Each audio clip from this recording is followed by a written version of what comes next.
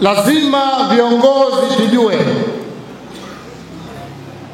tarehe 18 na 19 mwezi wa kwanza chama chetu kilipofanya mabadiliko haya ilikuwa inalenga kuona haki inatendeka, na ndio maana naibu kazungumza, tumeongeza wigo mpana wa kupata maoni ya wanachama. Chama hichi ni cha kila mtu, hakuna mtu mwenyewe. Na mimi nasema wazi, kama kuna kitu mwenyekiti wetu wa chama na makamu wake anataka kututuma, atatutuma sisi sekretarieti, ndo watendaji wa chama hichi, na bosi wetu hapa Dimwa. Nikwambieni, hakuna mgombea yote si kusini, si kaskazini, si Pemba aliyotumwa na mwenyekiti agombee. Kila mtu anagombea kwa mujibu wa sifa za system, kwa mujibu wa utashi wake mwenyewe. Niwaombe sana wakurugenzi wa uchaguzi, kwa maana makatibu wetu hususan wa wilaya na mikoa wafanye haki. Haya majimbo mnayoyaona na hivi viti maalum si vya watu, ni vya Chama cha Mapinduzi, na ndio maana wanagombea kupitia tiketi ya Chama cha Mapinduzi. Hizi nafasi walizokuwa nazo wao sasa, huko miaka 5, 10 nyuma walikuwa nazo wenzi wao. Kweli kweli? Kwa maana hiyo, katibu yoyote wa mkoa, katibu wa wilaya akimbeba mgombea, tunakula naye sambamba yeye. Tena nasisitiza, naibu kazungumza, hatutomvumilia katibu wa mkoa wala katibu wa wilaya, watende haki kwa wanachama wote kabisa. Na bahati nzuri basi, mkoa mkimaliza, sina kuja kwetu sisi, ndo tukimaliza neno kwenye kamati kuu, au sio? Kamati maalum, kamati kuu. Mkiharibu, sisi tutatengeneza na tutaandika taarifa zidi yenu, mkatende haki. Kila mwana sisi mwana haki ya kuchagua na kuchaguliwa ndani ya katiba yetu. Vipi nyie mkae madalali sasa? Kwa maana nasisitiza hili, hatuna msanii mtume. Kama kweli unampenda mbunge wako, mwakilishi wako kafanya vizuri, ana hofu ya nini? Watu sio watamchagua, au sio? Hapo vipi? Mimi nakusihi sana, twendeni hapo. Na mwisho, Mheshimiwa Naibu Katibu Mkuu wetu, lala usingizi.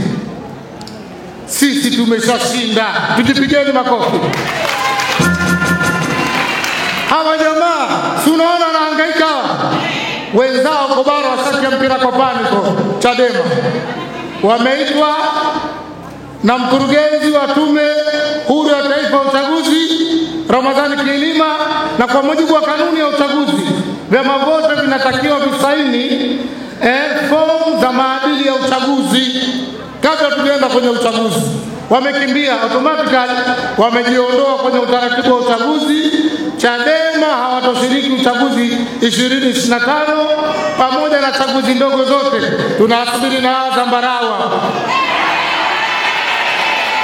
Bwana wao wamesema kura mapema, sio?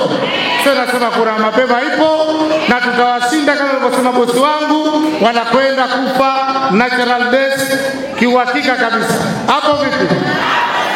Na sio siri, kazi kubwa na nzuri aliyofanya Daktari Samia Suluhu Hassan, kazi kubwa maendeleo aliyofanya Dr. Mwinyi.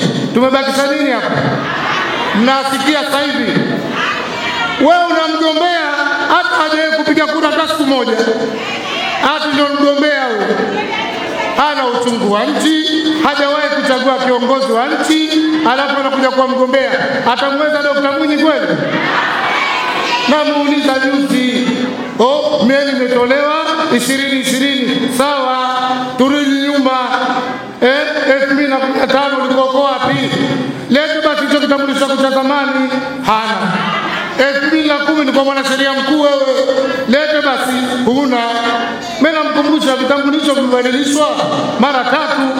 Tulianza 95, tukaja 2000, tukapewa 2005 vile vile.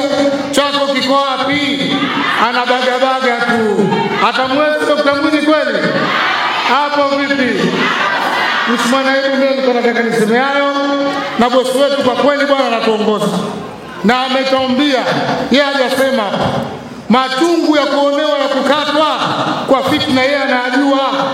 Kwani swali alishinda mpendaye wakamtengezea fitna, lakini Mungu ni mwema, si huyo hapa.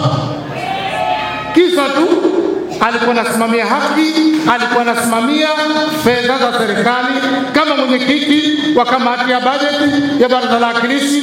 Mambo yaende vizuri. Nani anataka kusimamia pesa zenu ziende vizuri nyinyi? Huyu ndio kitu kimponza. Uongo, samahani bosi wangu. Hili lazima niseme. Na hili ndilo anasema hatakubali kumwona mtu kashinda huko, alafu anakuja mtu mimi nimetumwa na mama, nimetumwa na kaka, si nimetumwa na dada.